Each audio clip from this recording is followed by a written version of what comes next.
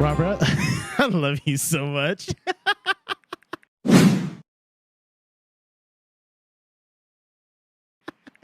Oh man, no, and I say that because recently William Tyrone Jackson shed a little bit of light on my timeline about loving your brother, and I love my brother Robert here, but he had posted recently that men normalize hugging your brother, telling them you love them a lot.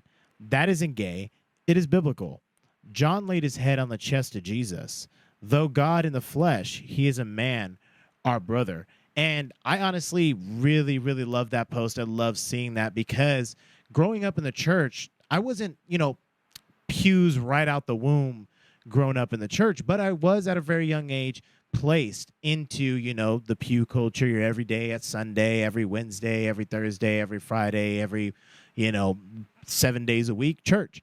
And what I really loved about that was not so much just the family of God, but the brethren. You know what I mean? When you're there with your brothers that you're there with every single day, and you develop a camaraderie, I'd say almost likened to, the military, because we're in the same kingdom together. We're in the same army of God.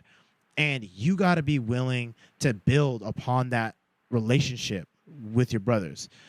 Every brother and sister in Christ needs to be able to feel that love emanating off you. You can't be standoffish. It's like, oh, that's, overly masculine onto that. We're called to be men, called to be warriors, called to be mighty, but we're not called to be, stiff, unmoving, unclenching, just cardboard cutouts of masculinity.